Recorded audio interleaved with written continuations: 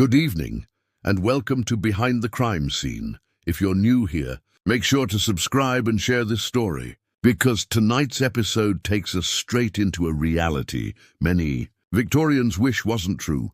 Melbourne, a city once celebrated for safety and culture, is now confronting a disturbing rise in knife attacks. This weekend, that violence reached the steps of one of its most iconic landmarks, Crown Casino. What began as a simple night out ended with 2 men stabbed, 5 teenagers under arrest, and a chilling quote that spread across the city like wildfire: "After you stab someone, you get addicted to it." It happened in the early hours of Sunday morning. The Yarra River shimmered under casino lights when a 47-year-old father and his 23-year-old son crossed paths with a group of teenagers. Police say one of the boys accidentally bumped into them. Words were exchanged. Seconds later, the group turned violent. Fists flew, knives appeared, and both men collapsed on the ground bleeding. Witnesses called for help as the attackers ran off through Southbank's riverside. Within an hour, officers had 5 teenagers in custody. Both victims were rushed to hospital. Their wounds were serious, but they survived. The father suffered cuts and bruises. His son was stabbed multiple times and remains in recovery. If that weren't shocking enough, what happened later that day left investigators speechless. That afternoon, 3 of the same teenagers reportedly came back to the scene, laughing, showing off the marks left by handcuffs and bragging about what they'd done. One of them allegedly told bystanders that stabbing someone feels addictive. That single sentence has come to define Melbourne's growing unease, a disturbing glimpse into a mindset where violence feels like a thrill, not a crime. All 5 suspects are boys between 14 and 17 years old, students, sons, neighbours. A 15-year-old from Melbourne's north faces the most serious charges, including intentionally causing injury, assault with a weapon and violent disorder. He's being held in custody. A 17-year-old faces multiple assault-related offences, along with a weapons charge from an earlier incident. 2 14-year-olds and a 16-year-old were granted bail or released pending court. For police, these arrests are now part of a broader trend.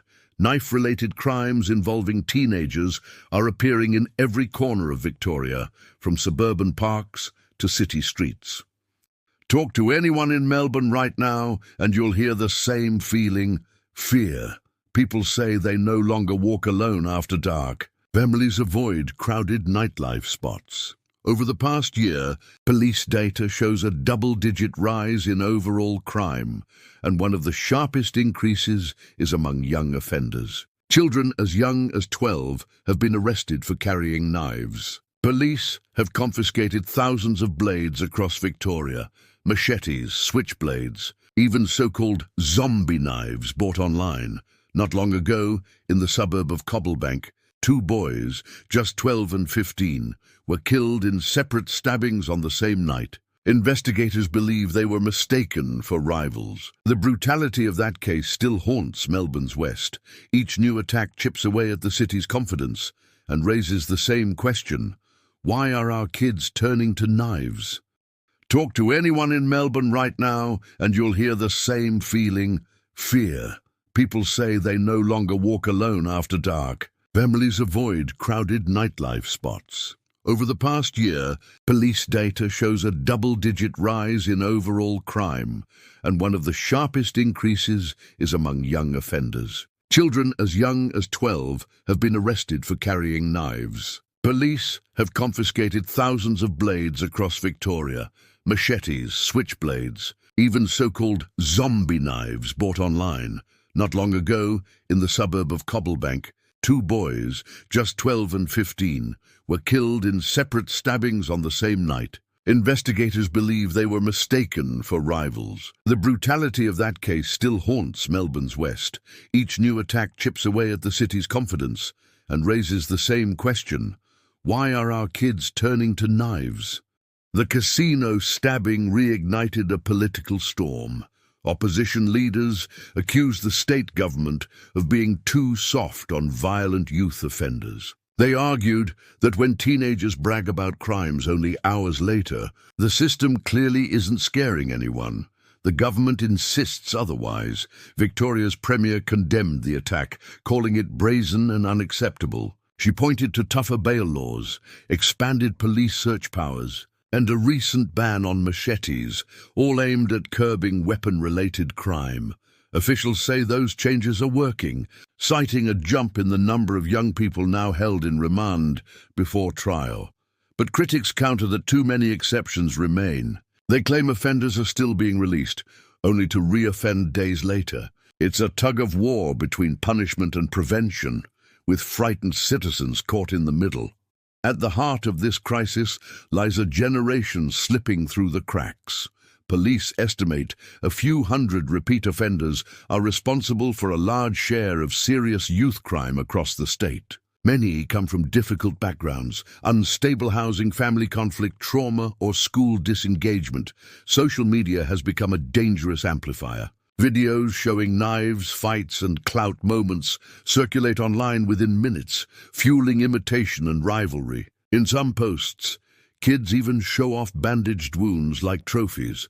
Experts warn that carrying a knife gives young people a false sense of control, a rush of power that can quickly spiral into tragedy. And once violence feels exciting, it's easy to forget the human cost. Authorities are trying to hit the problem from both ends.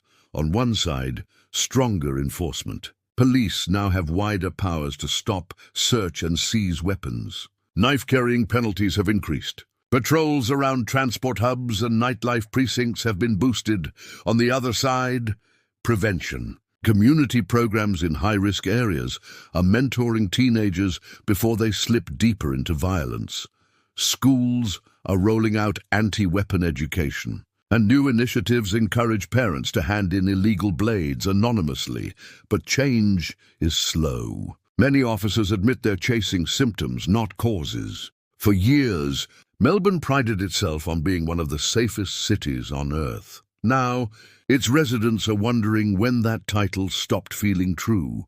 Each incident, the Cobblebank murders, the casino stabbing, the machete brawls in shopping centres, chips away at public faith.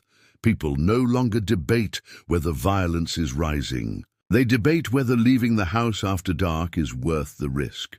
The words "addicted to stabbing" echo not just as horror, but as warning that somewhere we've lost the ability to reach those who see violence as entertainment.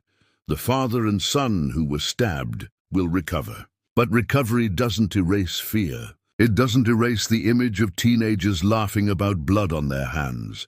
Politicians promise tougher laws. Communities demand accountability. But laws alone can't rebuild empathy. If we want safer streets, it might start with listening, understanding why so many young people feel invisible until they cause pain. Because when violence becomes identity, society itself begins to unravel. Melbourne is still a beautiful city, vibrant, creative, and alive. But lately it feels like something's shifted. The lights still shine, the streets still hum, but beneath it all, there's tension, a quiet unease that people can feel even in the laughter of a Saturday night crowd. Do you feel it too? When you walk through South Bank or wait for a tram at night, do you still feel safe? Have you caught yourself looking over your shoulder more often than before?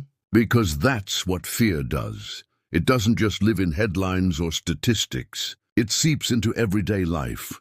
Maybe the question isn't just how this happened, but why now? Why are our streets filling with anger instead of music? Why do some of our kids feel power only when they're holding a knife? And when did we start believing that stabbing someone could ever be thrilling? Are we failing an entire generation? Or are they failing us? Is this a problem of law, of leadership, or of something deeper? A collapse in empathy? Melbourne can recover, it always does. But recovery isn't just about more police or tougher laws. It's about us, the people who live here, deciding what kind of city we want to wake up to. So I want to hear from you. Do you feel the change?